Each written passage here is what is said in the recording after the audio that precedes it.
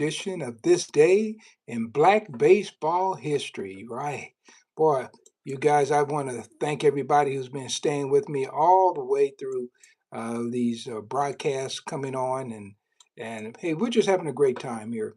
And so I try to come on as often as I can live, which is, I've got a pretty good stream going right now.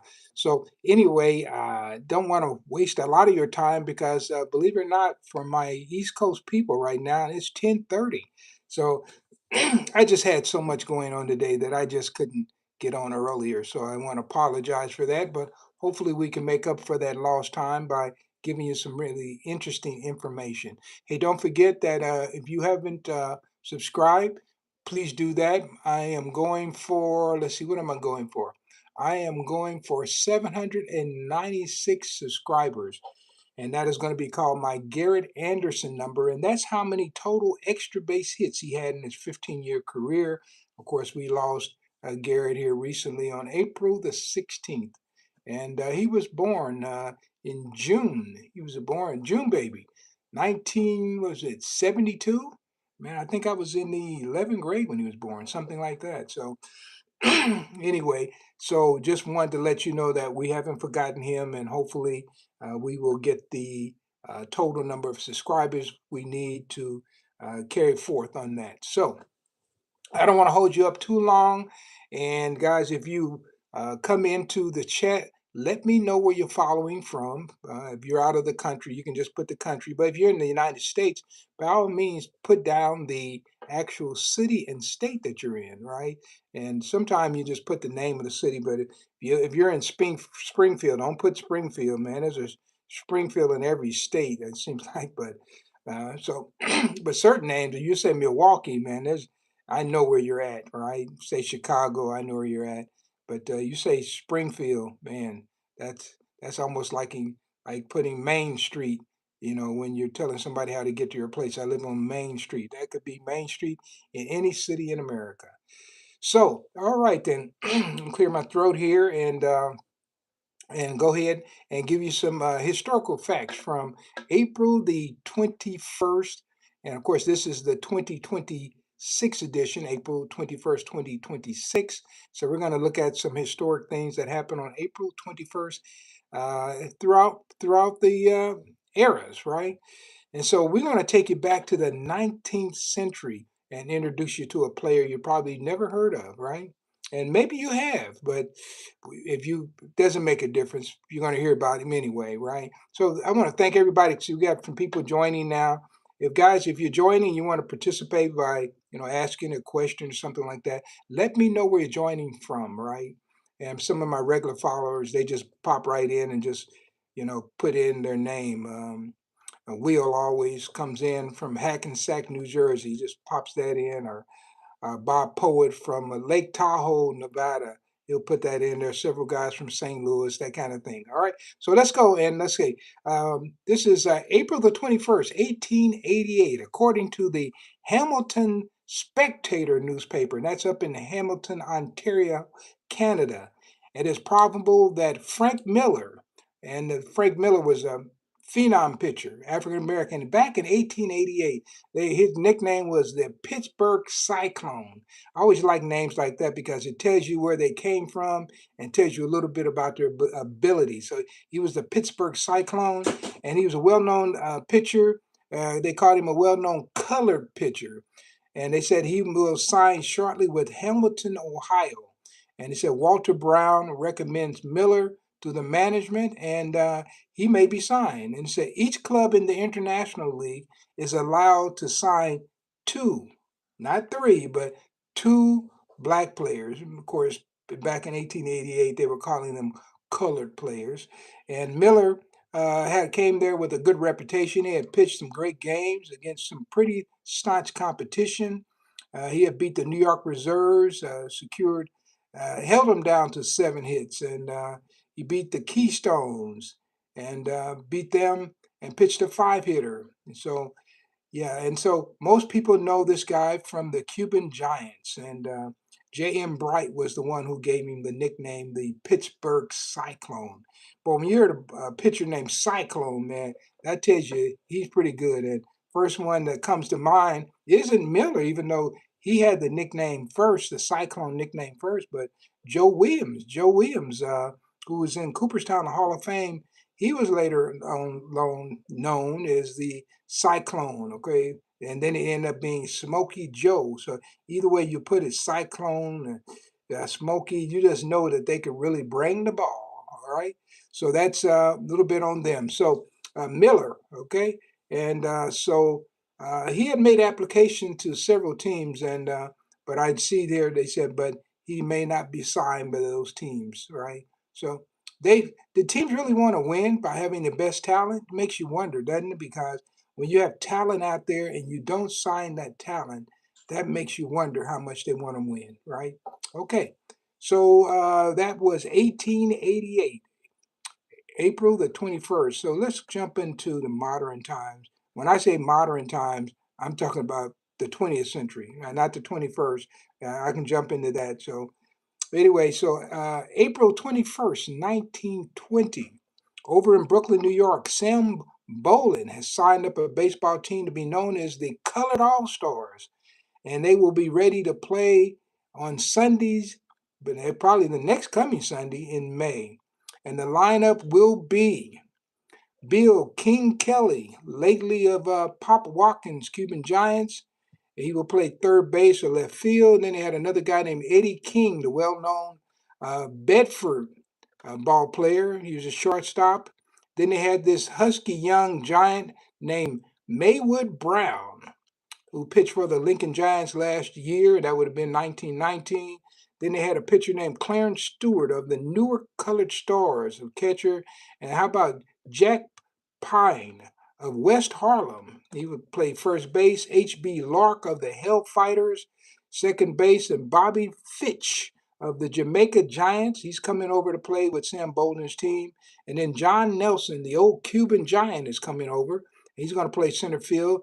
And the Jacob brothers from Brooklyn, they're going to be there, a member of this team. And E. Reddick of the Hellfighters, William Ward going to play right field, and Jenkins of the Vaudeville team. Now you got to think of this, of the Vaudeville team. So he's an entertainer. The Vaudeville team of Capers and Jenkins is going to be playing also. So they are putting this team together in 1920. And of course, since the Negro National League started in 1920, some of these guys just flew under the radar. You don't even hear about these other teams because everything was focused in 1920 on the Negro National League. And Ruth Foster's famous slogan that kind of summarized all of this. He said, we are the ship and all else the sea. And so these guys were the sea. And a ship is you can identify the ship, but when it comes to the sea, man, the sea is awfully big, right? So there's a lot of teams out there, but the Negro National League was the one they wanted you to pay attention to, right? Okay, so somebody says hi there, and somebody says wow. Let's see. Well, let me know where you're joining from. That would be interesting too. I'm just kind of looking here. You can give a city or the state.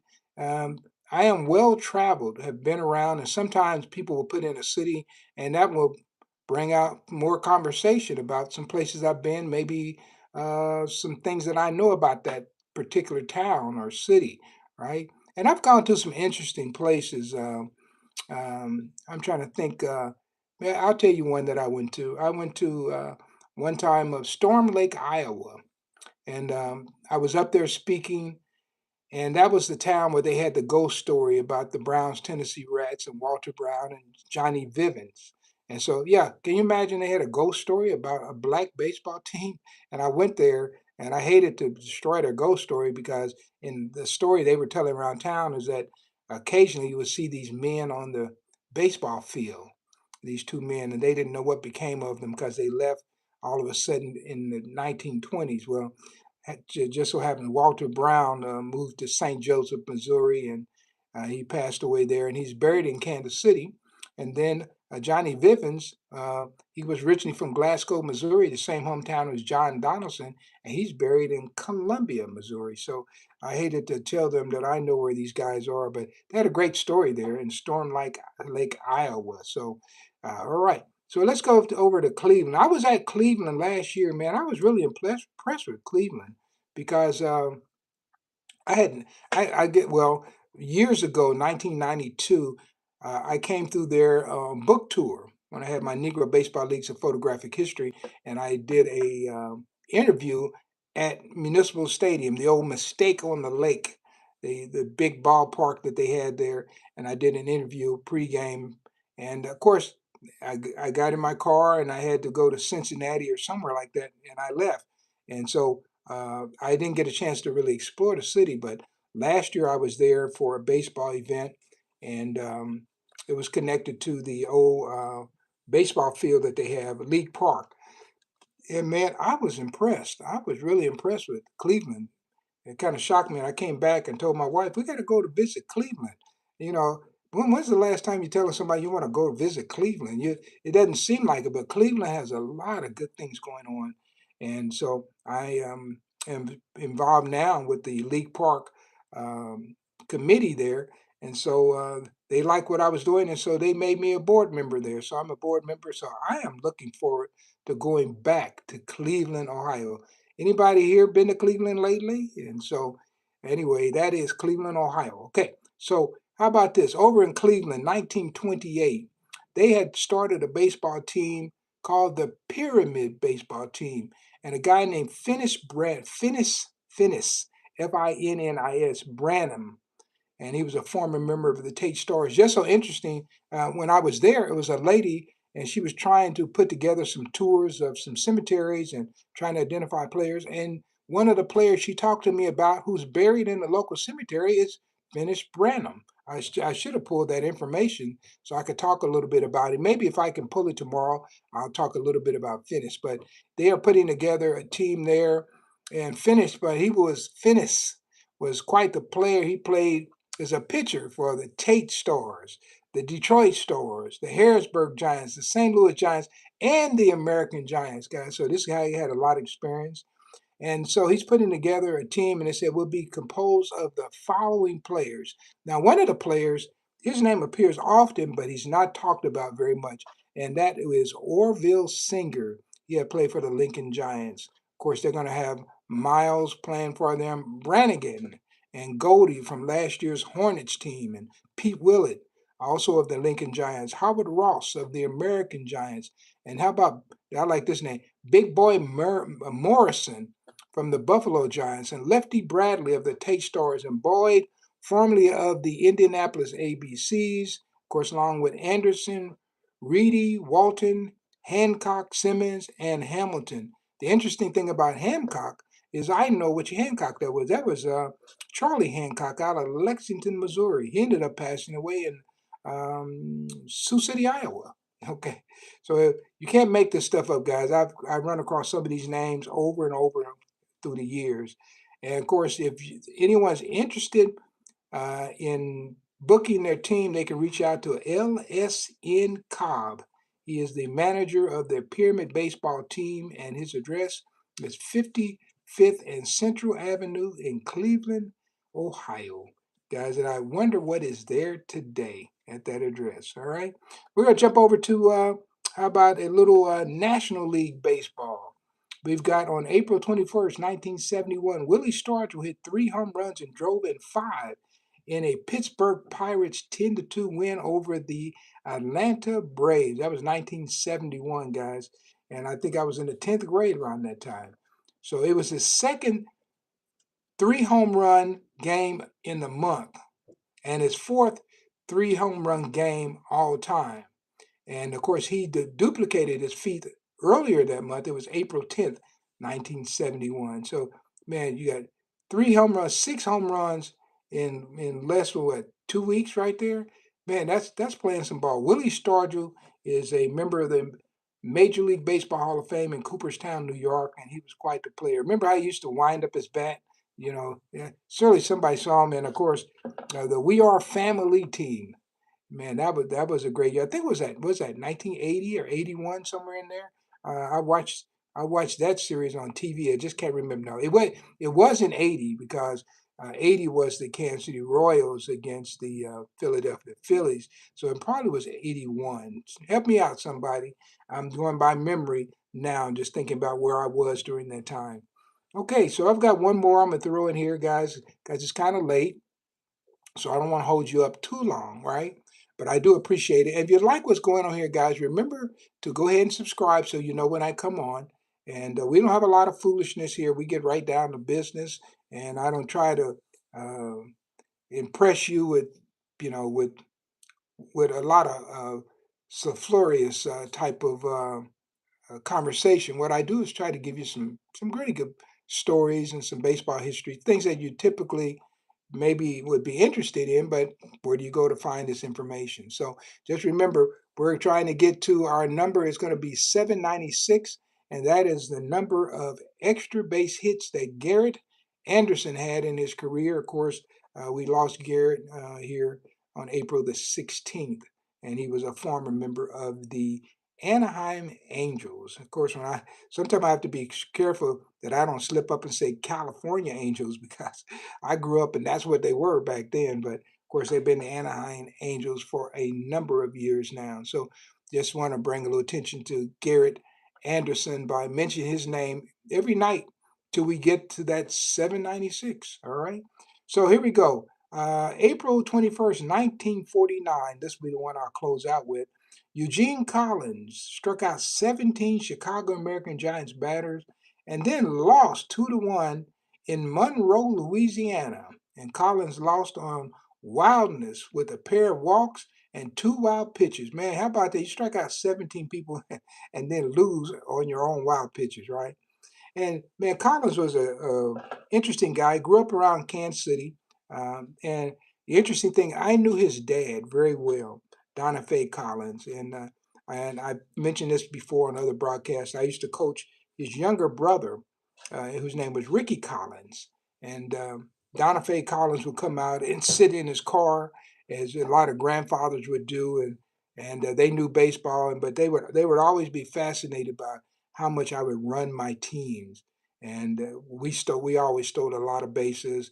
I was an excellent base runner as a ball player, and I kind of continue with that tradition as I coached. Right, I always wanted good, strong running teams. I played the outfield quite a bit, so I had different ways of teaching guys how to play the outfield. And typically, we always had the best outfield in the league because my guys could cover more ground, so I was teaching those guys like big leaguers, right?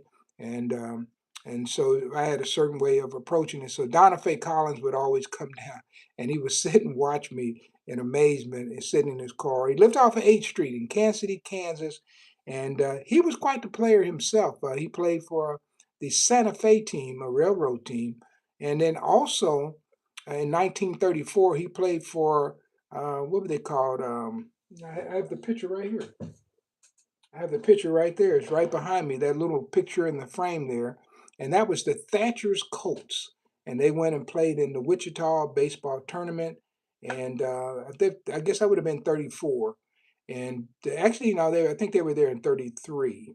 But anyway, he went down there and they had a pretty good team from Kansas City, Kansas, my hometown. And some of those old guys were still around when I was a kid, and I would look them up and talk baseball. And the manager of that team was one of the guys who I learned a lot from. His name was Fred Langford.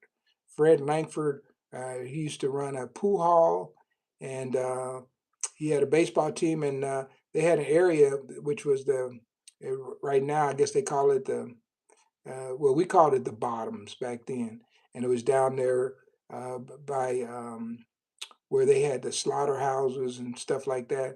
And he had a restaurant down there, him and his wife. And so he was a pretty enterprising guy. And that was Fred Langford. And Fred Langford is buried over in West Lawn Cemetery. And there's several people that are buried there that I knew. But through Fred, I learned the first time I heard Bill Lindsay's name, that was Fred, because he had saw them play. The first time I learned about Richard Dick Whitworth was through Fred Langford, who had played on the same team with them. The first time I learned about Wilbur Bullet Rogan was through Fred Langford, because once again he was with those guys when they started, and they all started playing baseball back in 1909 for the Palace Colts, and that was a teenage team. So by the time I get to Fred. He's 90 something years old. Just imagine the baseball that he saw and what I learned from just sitting, going. I would go over his house and he would just talk, right? And I'd take my tape recorder and I'd tape it and then I'd go back home and I'd listen to it and then I would go back and ask questions based on things he said that I realized I didn't get the full answer. But Fred Langford, and if you go looking for Fred Langford, you might not even find his name. Fred Langford, he played once again, played for the Palace coach, did play for the Kansas City, Kansas Giants, but of course they weren't in a league at that time. And he played down in Parsons, Kansas. I forget the name of that team, but he was down there as well. And he even made a trip to St. Louis, and he played there for about a week. He told me. Then he came on back home. But through him, I learned a lot, especially another team too, the Royal Americans, and they had people like Derby Day and Jack Marshall was with them, and Eddie Boyd was another one. Eddie Boyd left Kansas City, moved out to Pueblo, Colorado. And so I've it's kind of, when I started studying this history, guys, I tried to approach the history like I was there. And that's the reason why I can remember these names and where people went and where they moved to and the members of their families and things like that, because that was the way I approached history. And I encourage when I go out to talk to young people, guys, you can learn things like with the book knowledge, but if you can put yourself into the history. So if you played on a baseball team, guys, you're going to know everybody's name on that team. Well, that's what I tried to do. I tried to put myself on the field with these guys mentally. And so I tried to know as much as I could and the kind of questions and the things you would learn if you were actually on the team with them. So not only would you know the ball player, you know where he came from, you would know family members, right? And uh, and that's the way I approached it. And that is one of the reasons why my books are different than anybody else's. And before I go here, I happen to have two of them in front of me here. And this is Wilbur Bullet Rogan and the Kansas City Monarchs. And it goes deeper into the Kansas City Monarchs than anything you'll ever read. It's got a lot of good pictures in here. And yeah, so look, I even got Kennesaw Mountain Landis in here, right? And you probably wonder what's he doing in there because he was one of the guys that was keeping us out. And of course, I have this book here, Andrew Root Foster, Harvest on Freedom's Field. And it's got a lot of different pictures. There's a picture of Toe Smith, the owner of the Kansas City, Kansas Giants. I got that one actually from his son-in-law. Here's another one from the Buxton Wonders. The Buxton Wonders out of Buxton, Iowa. And that was a town there. They called it the Black Utopia. Every black person in the town had a job. How about that? So they called it a Black Utopia where everybody was working. And they played pretty good ball too. Of course, there's Andrew Ruth Foster there when he's playing for the Philadelphia Giants, just getting the name Rube. And here's another one, great picture of Bill Holland there. That's when they were up at Wasika, playing Wasika, Minnesota. And Bill Holland once threw a pitch and hit a white player. They were playing an exhibition game, and hit a white guy and hit him in the head, right? And so they arrested Bill Holland, and they said if the guy died, you were going to prison. Well, the guy actually recovered, and Bill Holland lived to tell about it and pitch another day. And believe me, he got out of that part of the country and headed to Brooklyn, New York. He was originally from Aurora, Illinois, right? Bill Holland. See how you. I'm telling you, when you put yourself in the roster mentally, you will know where people are, and that is a strategy for how to learn, right? How to learn and retain this information instead of just knowing who's on the team. That's one step. That's one step. That's first step. But the second step is to dig a little deeper, find out who they came, where they came from, their parents' name, what their parents did. You'd be amazed. The parents that I knew about people's parents as well. So I just give you an example. We know Ruth Foster's father was a minister, right? But I wasn't just satisfied with that. I wanted to know, okay, what uh, what church was he connected with? And of course, he was a Methodist um, um, bishop. He was a bishop in the Methodist Episcopal Church, And then also you had with Bill Monroe. Bill Monroe's father was a preacher, right? And there was a guy who played for the Kansas City, Kansas Giants way back. I'm going to actually do a video on this. His name was D. Williams, and D. Williams' father was a preacher, and down in Tennessee Town, where all the black people lived in Topeka, Kansas, and D. Williams was from there, and D. Williams had a troubled life. He was cutting up all the way and eventually lost his life early. And I guess you know how I knew he lost his life early?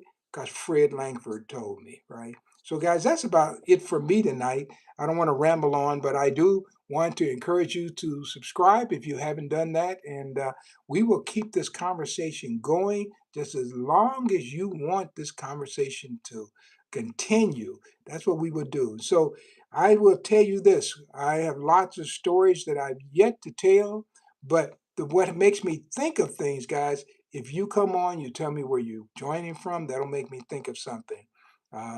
States, that's another thing. And because some of the states that I went to as a baseball historian, there were other states that I went to and traveled there as a musician. So I can tell you about music as well. So, all right. So looks like that kind of wraps it up for me tonight. So once again, when you come in and say hello, by all means, let me know where you're joining from because that, guys, you'll be surprised at what I can bring right down your street.